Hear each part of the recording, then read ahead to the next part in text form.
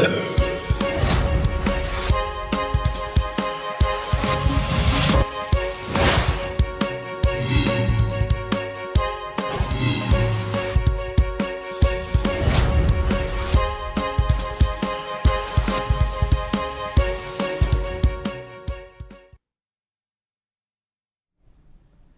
जन टीवी देख रहे हैं आप। मैं श्वेता शर्मा आपके साथ। खबरों की शुरुआत से पहले एक नजर डालेंगे अभी की हेडलाइंस पर।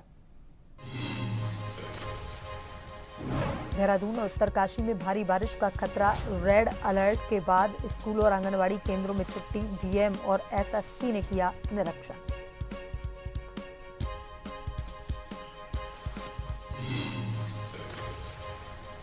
उत्तराखंड में मनाया जाएगा आयुर्वेद सम्मेलन, आरोग्य एक्सपो कार्यक्रम। सीएम धामी ने की शिरकत। आयुर्वेद और आयुष का वास्तविक केंद्र, जहां दुर्लभ जड़ी बूटियों का भंडार।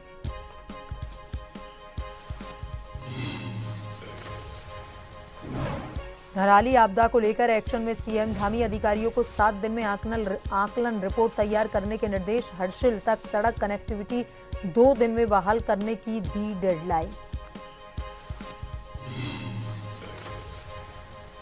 चंपावत में भाजपा का परचम, आनंद सिंह अधिकारी निर्विरोध जिला पंचायत अध्यक्ष चुने गए। कार्यकर्ताओं में भी खुशी की लहर, बांटी गई मिठाइयां।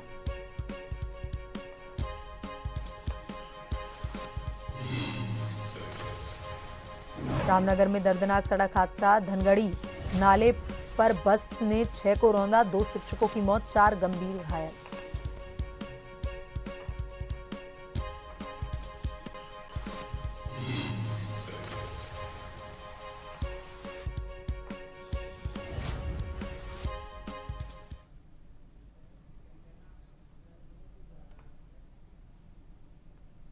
उत्तराखंड में मानसून का कहर जारी, आम जनजीवन लगातार दिख रहा अस्त व्यस्त।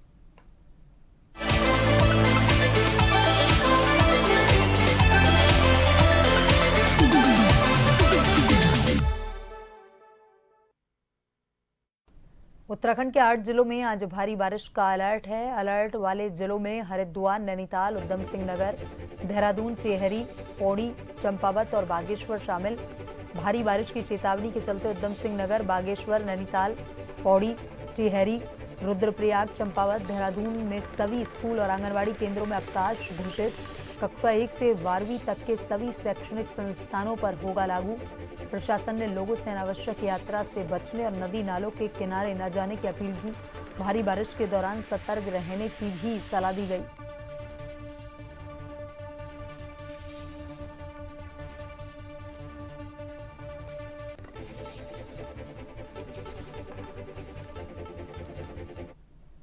उत्तराखंड के उत्तरकाशी जिले के धराली गांव में आई आपदा को 6 दिन बीत चुके हैं। सरकारी रेस्क्यू ऑपरेशन में अब तक 1200 से अधिक लोगों को सुरक्षित स्थान पर पहुंचाया गया। ताजा रिपोर्ट के मुताबिक कुल 43 लोग लापता हैं, जिनमें 9 सेना के जवान, 13 स्थानीय निवासी शामिल हैं। लापता लोगों में उत्तर प्रदेश के 6, टिहरी का 1, नेपाल के 24 और बिहार के 13 लोग हैं।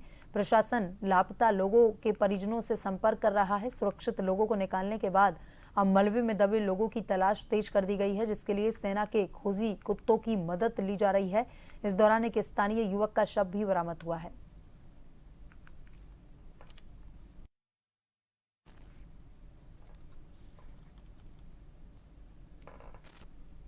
धराली में आई आपदा को 6 दिन बीत चुके हैं। सरकारी रेस्क्यू ऑपरेशन में अब तक 1200 से अधिक लोगों को सुरक्षित स्थान पर पहुंचाया गया है। ताजा रिपोर्ट के मुताबिक कुल 43 लोग ऐसे हैं जो लापता हैं।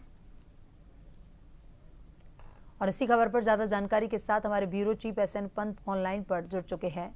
एसएन पंत, धराली में जो आपदा आई है उससे अभी तक लोग नहीं उबर पाए हैं और शायद काफी समय लग जाएगा इस आपदा से उभरने के लिए। 1200 लोगों का रेस्क्यू किया जा चुका है, लेकिन अभी 43 लोग ऐसे हैं जो लापता बताए जा रहे हैं। क्या कुछ अपडेट? बिल्कुल, आपको बताना चाहूंगा, उत्तराखंड सरकार का रेस्क्यू ऑपरेशन लगातार जारी है। सेना, एसडीआरएफ, एनडीआरएफ की टुकड़ियां, जिला प्रशासन, उत्तराखंड पुलिस लगातार रेस्क्यू ऑपरेशन चला रही है, जिसमें लेजर गन के जरिए, डॉप्लर रडार के जरिए, साथ ही साथ जो डॉग स्क्वाड है उसके जरिए जो मलबा आया हुआ है धराली क्षेत्र में, उसके नीचे जीवन तलाशने का प्रयास किया जा रहा है और उसी तरीके से उसका आंगणन भी किया जा रहा है। दूसरी तरफ संपत्ति विभाग की पूरी टीम मौके पर है, प्रशासन की पूरी टीम मौके पर है। सीनियर आईएएस कमिश्नर अग्रवाल के अनुमोदन पर काम कर रहे हैं और एक आगरण तैयार करने के बाद चीफ सेक्रेटरी के माध्यम से भारत सरकार को भेजने का काम किया जाएगा। उसके लिए 7 दिन का समय मुख्यमंत्री ने मुकर्रर किया है तमाम अधिकारियों को। इसके अलावा अगर बात करें तो अब तक 1500 से भी ज्यादा लोगों का रेस्क्यू कर लिया गया है। कल भी जिस तरीके से मौसम खराब हुआ और लगातार बारिश हुई और रेड अलर्ट घोषित किया गया, उस समय भी काफी जगह भूस्खलन की खबरें आई हैं, लेकिन अब सड़क मार्ग खुल चुका है। सड़क मार्ग खुलने के बाद जेसीबी और बोल्डर हटाने के लिए तमाम जो प्रयास के इक्विपमेंट या भारी संसाधन की आवश्यकता होती है वो वहां पर पहुंच चुके हैं। इसके अलावा अगर आप देखेंगे तो आज राज्य सरकार ने एक लिस्ट जारी की है जो नेपाली मूल के 42 लोग ऐसे हैं जो लापता हैं, जिनकी गुमशुदगी की रिपोर्ट संबंधित थानों में दर्ज करवाई गई है और उसके आधार पर ही उनका सर्च ऑपरेशन चलाया जा रहा है।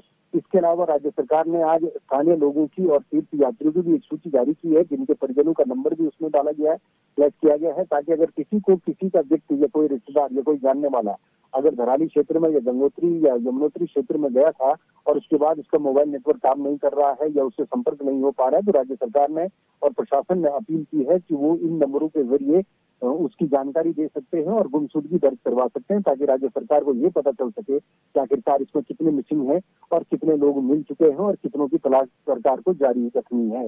इसको लेकर के पूरे प्रयास ग्राउंड पर किए जा रहे हैं और तमाम व्यवस्थाएं दुरुस्त करने के लिए, क्योंकि आज मौसम विभाग ने एक बार फिर से कहा है कि मौसम खराब होगा, हैवी से हैवी रेन का पूर्वानुमान जताया है, उसको लेकर भी अलर्ट लगातार उत्तराखंड में जारी किया गया है।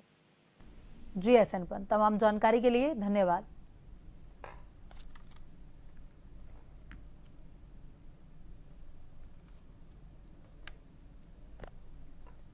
वहीं कालाडूंगी में भी देर रात से हो रही तेज बारिश के चलते नगर और ग्रामीण क्षेत्रों में जलभराव से जनजीवन अस्त व्यस्त हो गया है। लोगों के घरों में भी बारिश का पानी भर गया है। मौसम विभाग ने कल शाम ही भारी बारिश की चेतावनी दी थी। आपको बता दें कि नदी नाले भी यहां पर उफान पर हैं, जिसके कारण कालाडूंगी में बाढ़ जैसे हालात दिखाई दे रहे हैं।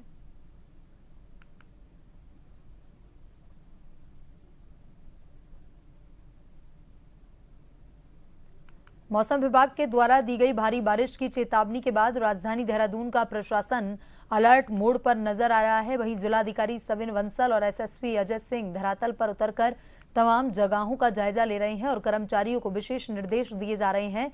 जिलाधिकारी ने बताया कि जिस तरीके से मौसम विभाग की तरफ से अलर्ट जारी किया गया है, उसको देखते हुए आज जिला देहरादून के सभी कक्षा 1 से कक्षा 12 तक के सभी शिक्षण संस्थानों में छुट्टी घोषित की गई है। हमारे 3 QRTs हेडेड बाय एसडीएम और जिसमें इरिगेशन, नगर निगम, जल संस्थान, PWD, इनके एक्शियंस लोग रहते हैं, तो वो सारे सुबह से ही मौके पर हैं अपने अपने जोन्स में।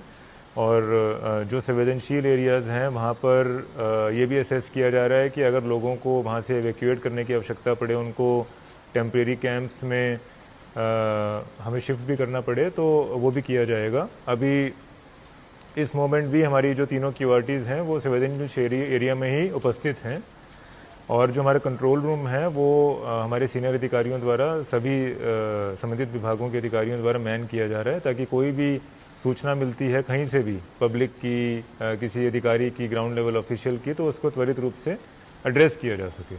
सर, मौसम विभाग का जो अलर्ट जारी हुआ है इसमें, और देखा जैसे आप सभी लोग देख पा रहे हैं लगातार निरंतर बारिश हो रही है और खासकर देहरादून की बात करें तो यहाँ बहुत सारे पर्यटक स्थल हैं जहाँ पर नदी किनारे बहुत सारे लोग बसे हुए हैं और जो जाते हैं तो उनको लगातार अनाउंसमेंट के माध्यम से उनको बताया गया कि नदी के पास ना जाए, ऐसे नाले जहाँ पर उफान में पानी चल रहा है वहाँ ना जाए, और खासकर ऐसे जो नियर बाई इलाके जहाँ पर घर मकान बने हुए हैं उनको भी बताया गया कि सेफ स्थानों पर कुछ समय के लिए चले जाएं जब तक कि बारिश रुकती नहीं है और जब तक जल स्तर नॉर्मल नहीं होता। तो सभी को अलर्ट भी किया गया। जहाँ जहाँ कोई सूचना इस तरह की प्राप्त हो रही है, जैसे अभी पुस्ता ढहने की बात दीपनगर के क्षेत्र से पता चली जहाँ 2 मकान आंशिक रूप से क्षतिग्रस्त हुए, तो वहाँ भी पुलिस ने तत्काल पहुँचकर राहत दल ने वहाँ पर उनको सेफ जगह पर जाने के लिए बताया। वक्त तो चला छोटे से ब्रेक का। ब्रेक के बाद वापस खबरों की तरफ रुख करेंगे।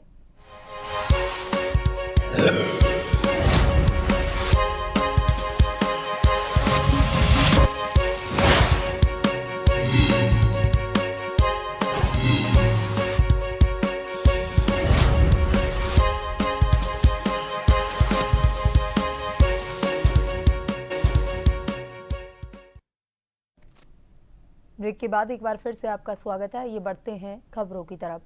देहरादून में खाली जगहों पर जलभराव को लेकर नगर निगम ने सख्ती दिखानी शुरू कर दी है। हाल ही में सन पार्क इन होटल के पास स्थित एक खाली प्लॉट में भारी जलभराव की शिकायत मिली। पानी भरने से बीमारियां फैलने का खतरा था और आसपास के लोगों ने भी इसकी शिकायत नगर निगम से की। जांच में शिकायत सही पाई गई। नगर निगम ने कार्रवाई करते हुए प्लॉट के मालिक पर 50,000 रुपए का चालान किया। मुख्य नगर स्वास्थ्य अधिकारी डॉक्टर अविनाश खन्ना के अनुसार यह राशि अब तक जमा नहीं की गई है और जल्द ही मालिक के खिलाफ नोटिस जारी किया जाएगा।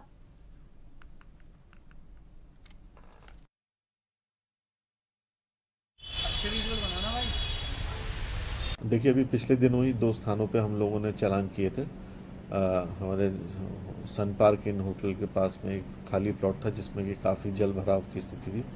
पड़ोसियों के द्वारा शिकायत करने पर वो शिकायत सही पाई गई थी, जिस पर उनका जो है 50,000 रुपये का भूमि स्वामी पर जो है चालान किया गया था और अभी तक उनके द्वारा चालान की धनराशि जमा नहीं की गई। अब जल्दी उसकी आरसी जारी करेंगे।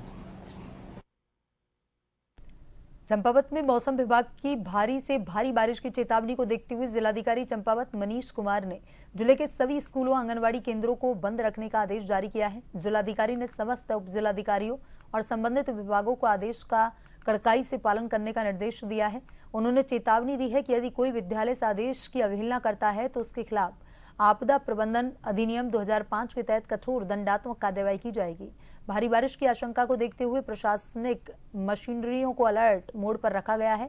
जिलाधिकारी ने लोगों से अनावश्यक यात्रा से बचने, नदी नालों के किनारे न जाने, सुरक्षित स्थानों पर रहने की अपील की है। उत्तराखंड की राजधानी देहरादून के मौसम विभाग ने अगले 4 से 5 दिनों तक पूरे राज्य में जोरदार बारिश का अनुमान लगाया। उत्तरकाशी जिले के लिए खास अलर्ट जारी किया गया है, जहां 5 अगस्त को अचानक से आई बाढ़ से भारी तबाही मची। राजधानी देहरादून की ज्यादातर सड़कों पर पानी भरा हुआ है।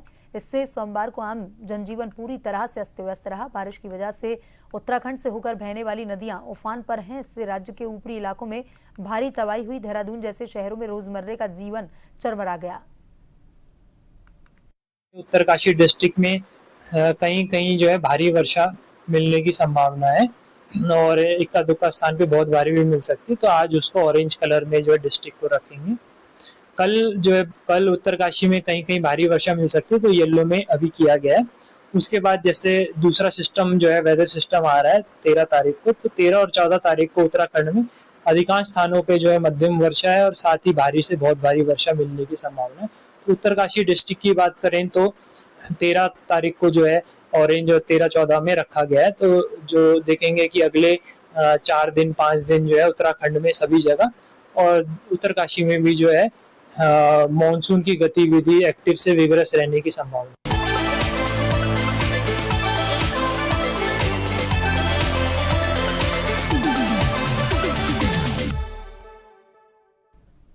मुख्यमंत्री पुष्कर सिंह धामी के गृह जिले चंपावत में भाजपा ने एक बार फिर अपना परचम लहराया है। युवा भाजपा प्रत्याशी आनंद सिंह अधिकारी चंपावत जिले के निर्विरोध जिला पंचायत अध्यक्ष चुने गए हैं। 15 सदस्यीय जिला पंचायत में सभी सदस्यों का समर्थन आनंद अधिकारी को मिला। निर्विरोध अध्यक्ष चुने जाने पर भाजपा कार्यकर्ता और समर्थकों में खुशी की लहर दौड़ गई।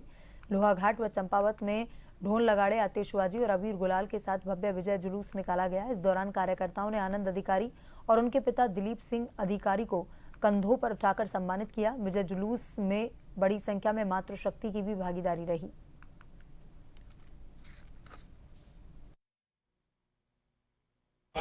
हमारे पूरे जनपद में जो जिला पंचायत शुरू में जो 15 सीटें थी, उसमें हमारे 15 सीटें हमारे यहाँ पक्ष में हैं और जिला पंचायत अध्यक्ष में हमारा बन रहा है भारतीय जनता पार्टी का। और जो चारों विकास खंड हैं उसमें 2 हमारे निर्विरोध की स्थिति में हैं, एक चंपावत में और बाराकोट में, और लोहाघाट भी हमारा अंतर निर्विरोध बनेगा। और पार्टी के लिए हम अभी देख रहे हैं कैसी स्थिति बनती है, उसको भी हम लोग पूरा इस तरह जीतेंगे। विपक्ष का कोई आरोप नहीं है, विपक्ष कहीं है नहीं, कांग्रेस नहीं है। और विपक्ष का देखा है आपने 2014 का चुनाव देखा, 2019 का देखा, विपक्ष का क्या रोल रहा है, कहीं पर विपक्ष है नहीं यहाँ पर। बहुत बड़ा परिवार है भारतीय जनता पार्टी, कोई अंतर्कलह नहीं है, छोटा मोटा है तो उसको हम दूर करेंगे। जी से पूरे प्रदेश में जो हमारा माननीय मुख्यमंत्री का जो जिला है उसको हम बहुमत से जीतेंगे। सियालदे क्षेत्र पंचायत ब्लॉक प्रमुख के लिए भाजपा निर्दलीय ने अपने अपने नामांकन पत्र विकासखंड मुख्यालय सियालदे में दाखिल किए हैं। सियालदे क्षेत्र पंचायत ब्लॉक प्रमुख भाजपा प्रत्याशी मथुरा दत्त, निर्दलीय प्रत्याशी भुवन मनराल नामांकन पत्र दाखिल किए। सियालदे क्षेत्र पंचायत ब्लॉक प्रमुख भाजपा प्रत्याशी मथुरा दत्त ने कहा, भरपूर सहयोग और समर्थन है, निश्चित ही जीत होगी। निर्दलीय प्रत्याशी भुवन ने कहा, मैंने सियालदे विकास खंड में क्षेत्र पंचायत प्रमुख के लिए नामांकन किया है। सियालदे क्षेत्र की प्रमुख समस्याओं का निदान करने का प्रयास किया जाएगा। जीत को पूर्ण रूप से आश्वस्त हूं।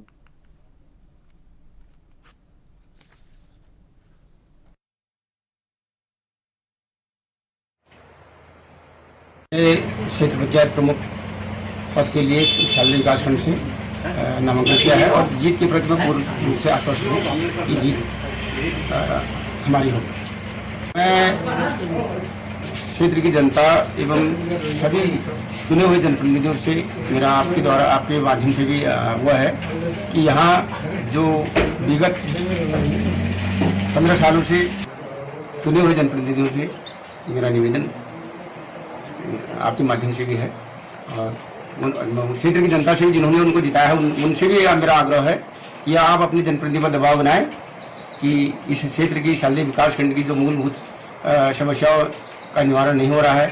हमारा गाय घूम रही है, खेती हमारी बंजर हो रही है और पलायन इतना ज़्यादा हो रहा है। ITI हमारी बंद पड़ी है। रामनगर से लगभग 22 किलोमीटर दूर राष्ट्रीय राजमार्ग 309 पर सोमवार को एक दर्दनाक हादसा हुआ। धनगढ़ी नाले के पास बरसाती पानी का स्तर कम होने का इंतजार कर रहे 6 लोगों को एक तेज रफ्तार बस ने कुचल दिया। हादसे में 2 लोगों की मौके पर मौत हो गई, जबकि 4 अन्य गंभीर रूप से घायल हुए। घायलों को रामनगर संयुक्त चिकित्सालय में भर्ती करवाया गया, जहां से 2 की गंभीर हालत को देखते हुए उन्हें हायर सेंटर रेफर किया गया। हादसे में जान गंवाने वालों की पहचान सुरेंद्र सिंह निवासी गंगोत्री विहार कनिया रामनगर और वीरेंद्र शर्मा रामनगर के रूप में हुई है। दोनों हरियाणा में शिक्षक के पद पर तैनात थे और रोज की तरह पढ़ाने जा रहे थे। इस दर्दनाक हादसे के बाद स्थानीय लोगों में आक्रोश है।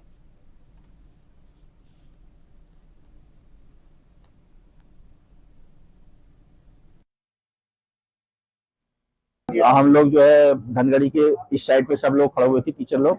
हम इंतजार कर रहे थे, मतलब थोड़ा पानी कम हो, और पीछे से बस आई काफी तेज गति में, पता नहीं उसके ब्रेक फेल थे, अभी भी वहां खड़ी है और रोनती हुई चली गई।